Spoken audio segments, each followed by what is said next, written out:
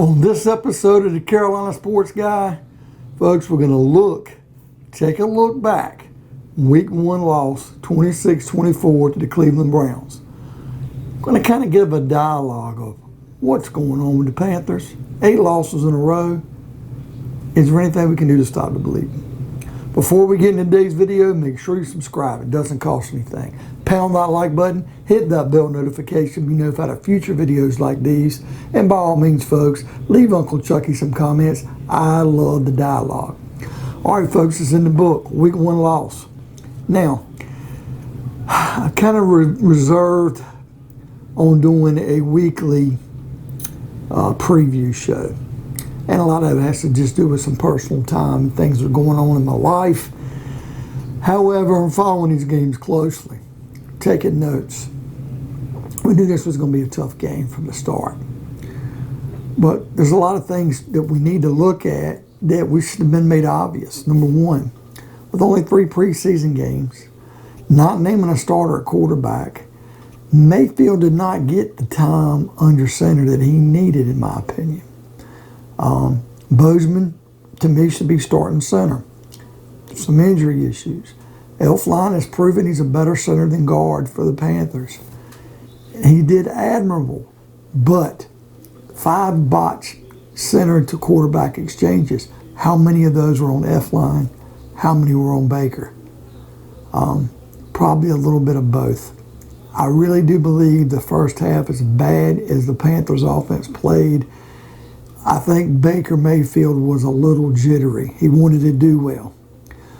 You can take that into account, being in a new system with a new team, and he's got the nerves of playing his former team, Cleveland, and just being under center, getting used to things being new. I think he wanted to do a little too good. And it kind of bit him a little bit. He overcompensated. I think you could see that. The one play that was a boneheaded play was his interception. A man open. He overthrew him. It was picked off, and it did lead to, I believe, the first touchdown that Cleveland got. Now, first half gaffes, yeah. Our defense tried to hold in there, but it's one thing we got to look at. Our run defense is porous, and this staff did nothing to address that. Cut a couple of people, let them go. Defensive ends were very thin. We don't get the pass rush. I knew losing Hassan Reddick was a big deal. Brian Burns cannot do it alone. Melvin Ingram was out there, who had a hell of a game and scored for Miami against New England this past weekend. He would have been an excellent pickup at defensive end. Marquis Haynes isn't getting it done. You tore Gross-Matos. It's time to wake up and play, or you're not going to be here. You're looking at guys along the line. I mean, Davion Nixon, what's happened there on defensive tackle? And a lot of people can point the finger at Mr. Brown, our first-round pick from a few years ago, playing defensive tackle. But he's doing his job as far as he's taking up 2 blocks. Now, he's not Aaron Donald, but who is? But we don't have that linebacker play as well. It's not just that. We don't have the linebacker play where if we had a Kuechly there, he could make a tackle. He developed so well because he had Starla Talele, and he also had the guy from Purdue and KK. He had those guys blocking for him, and he can make a tackle. So our linebacking core is weak. It's not as good as it needs to be.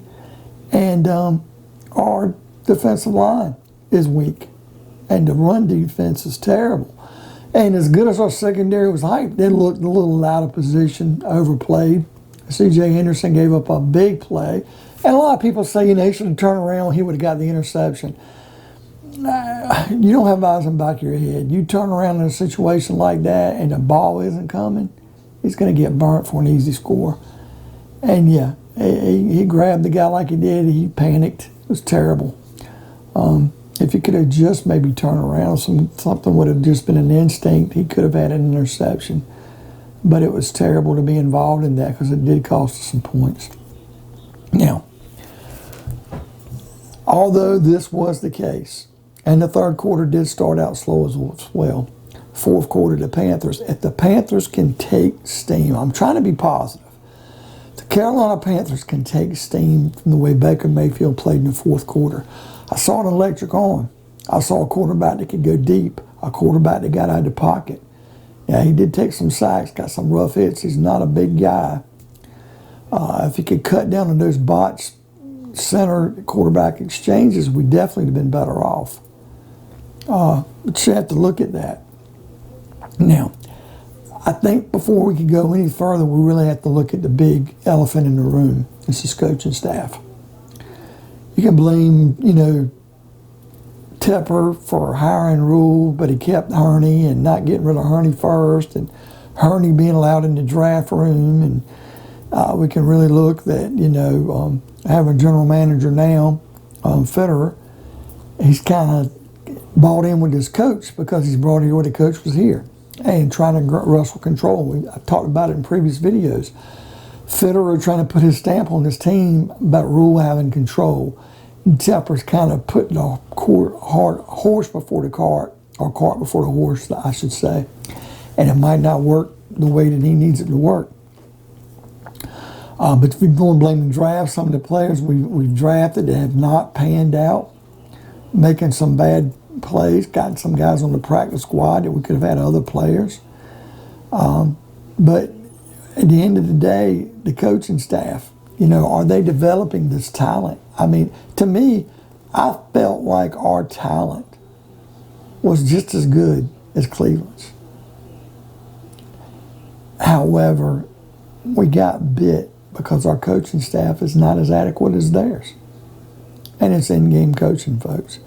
How do you let Christian McCaffrey only run the ball 3 times in the first half? I mean, I understand saving him and not wearing him out and overplaying him and trying to keep him for the season, but the money you're paying him and the weapon he is, you have to get him more involved. I guarantee you, if CMC was playing for New England or some other team, he would be utilized correctly, and we're wasting his talents. And no, I don't think we need to trade him, because diminishing value on return, we're going to lose out. We need to play him through his contract, and hopefully we can gain some steam, because he is a valuable tool. He is a star in this league. Unfortunately, with injuries, things do happen. But to only run that man 3 times is a sin. Is a sin. And it did pick up better in the second half. But you cannot go in the first half and tell me it's like we couldn't get the car started. We flooded the engine. We couldn't do anything in the first half, and it showed, and it put us behind the 8 ball very quickly. Now, I'm trying to look at the positives and say last year we never made any halftime adjustments, and we blew all these games. We saw halftime adjustments this time, and we looked better in the second half. But in-game coaching is a big thing I'm going to concentrate on this video. It's terrible. And I'm going to give you an example of it in a minute. But I really want to talk about how McCaffrey, it's just terrible not to utilize him more than we did. Now, it was good to see Robbie Anderson do well, but if I recall, this is 3 years in a row. First game, he's had a long touchdown pass. If Mayfield can get that connection with Robbie Anderson, we'll see a happy Robbie Anderson. DJ Moore needed to touch the ball a few more times, and I think that will happen. Shi Smith had a couple balls to him. That was good. Now, if we get the receiver skips by name from Jacksonville that we just picked up, and I'm not even going to worry about his name right now because he was inactive the first week. Until we get him on the field, it's not going to matter. If we can get him rolling, I don't know a thing about Terrace Marshall Jr. Rashad Higgins did not get in the game, but we've got to utilize that. Hey, Ian Thomas to me looked good, other than the fact he was slow when he should have scored a touchdown.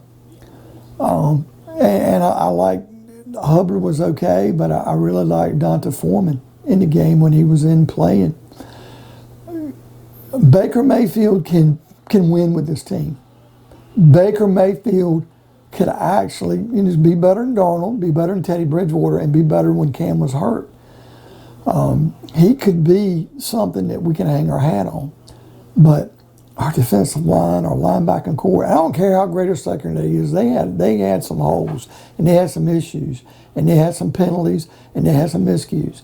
And I don't care how good they are, if you're a defensive front and that front seven isn't doing a job, you can't mask a secondary if they're awful. And even if this secondary is good, they've got to have some type of play up front for them to develop and do well, or it's not going to matter.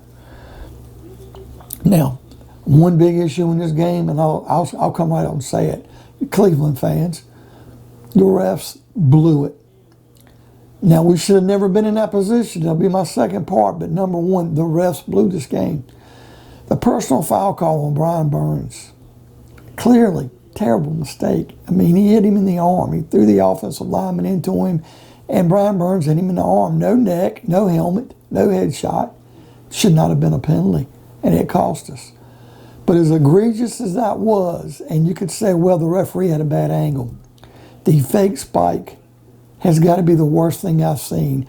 This goes back to the head-hunting days of Denver Broncos, the first opening game after we played them in the Super Bowl, and they headshotted Cam and caught him for intentional grounding when he was hit in the head, and the league office did nothing. And it was like, if it was Peyton Manning or Tom Brady, don't touch him. God knows don't hurt him. But Cam took severe shots and no flags because of how big it was. It was atrocious, terrible. And the refs stunk it up because Jacoby Brissett definitely made a football move and fake pumped it and then spiked it. And the rules state that if you fake pump, it's a live play. It should have been a 10-yard penalty. It should have been a loss of down. And it would have been 4th down with it 10 yards back. But more importantly, it would have been a 10-second runoff, which would have left 3 seconds on the clock with the running clock. They didn't have any more timeouts. There's no way they'd have got the kicker on the field. Game over. And even the refs stated, picked up the flag and said. So one ref knew it was right. It was a penalty. And the ref said, there's no foul on the play. The quarterback fake pump for Cleveland and then spiked the ball. Well, he's already told on himself because the rules state fake pump is a penalty. Game over. And we had the game taken away. And if this would have been New England or Dallas or Kansas City or Pittsburgh or one of these so beloved New York teams, especially the Giants, this call, there's no way. But we get screwed because we don't have any Super Bowl wins yet because we're a small market. And it sucks. The refs cost the game. But even though I'm telling you the refs cost the game, the main culprit in this loss comes down to Matt Rule and his coaching staff because we should have never, ever, ever depended on the refs to make the right call. The first half was atrocious getting started, not running CMC. I know they can't always help its execution between the center and the quarterback. Mayfield's struggling a little bit because he wants to do well.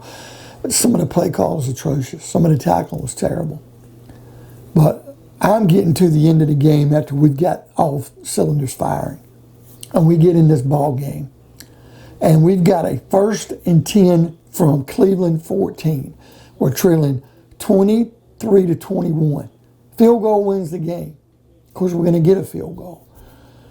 But at that point in time with a 1st and 10 from the 14, even a person as myself who's not coaching realizes, hey guys, we don't have to have the touchdown. But if we can pick up one more 1st down, Cleveland's going to exhaust their timeouts. And they're not going to be able to stop the clock. And we either run it in and score, or we're going to be inside the 5, 4-yard line, 3, whatever.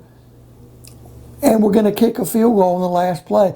So the only way we'll lose the game is by a shank, easy, less than an extra point kick. That's the only thing that would have cost us a game. Would have been a gaff by the kicker. And what do? Of course, Baker and Elflein fumbled a 1 snap. That was a lost play. Cleveland takes the timeout. And then they run CMC, which was pretty obvious, gets no yardage. And I know they have to run the ball because they really want to make sure that the clock stays running. But you got to be creative. You've got to do that close to the goal line at 14. You've got to do a little flair pass, something small that's safe, but gets the ball in the person's hands so the clock continues to run and he can break something and get 3 or 4 yards. But a first down in that situation, the coaching staff should have realized we've already driven down here on this drive. One more first down. Look at your clock management, folks. One more first down. They can't stop the clock. We either get in with a touchdown or we kick a game-winning field goal into the game, or we miss it, we blame the kicker. But what do? We have to kick the field goal. Of course, we make it good, 24-23. If the game ends there, it's great. But Cleveland gets the ball back. And it's hard to knock our defense on some of the plays when Burns does his job and the refs take it away. And then Brissett does the fake pump and they don't call the penalty. And then, of course, Cleveland's kicker goes out with a 58, 59-yard kick that would have been good from 69. It would have been a league record. It's that strong. But it should have never came to that. And it comes down to this, folks. The difference between a team like the Pittsburgh Steelers, who win every week and are in the playoffs, or even the worst record that get 10 wins, they get 3 of those wins every year because of Mike Tomlin being a damn good coach. Belichick's the same way. Same thing with a few other coaches in the league. We get what we get with a record because of Rule and company. We are cost every year about 3 games. Can you blame Rule for the referees? It's not his fault. But he got his coaching staff and this team in the predicament of not managing the clock properly in the second half, getting that first down, putting the level of importance of running that clock down, kicking the field goal on the last play. And also the first half, no adjustments, nothing going on. The whole idea of Ben McAdoo running CMC just 3 times to get Mayfield going. It's got to change, because this goes back to even when Ron Rivera was here. It's got to change. The coaching, in-game coaching, stinks for this team. And it wasn't a halftime adjustment time. It's when things are critical. What decisions are you making in those critical moments? And our coaching staff's not there, and it's costing our players. We have some good players. We got some talent on this team. We can win with this roster. But we can't throw away every week like we're doing here against Cleveland. It puts us behind the 8 ball. Good teams find a way to win. And teams that struggle seem to find a way to lose. Okay, folks, what do you think of today's video? What upsets you more, the in-game coaching, first half CMC not getting the ball, or the refs blatant misjudging and mishandling the last Cleveland drive? Leave me some comments. I love the dialogue. Pound that like button. Hit that bell notification. Be notified of future videos like this on the Panthers. And hey, folks, help Uncle Chucky out. Subscribe. It's free. And we'll see you next time on another episode of Carolina Sports Guy.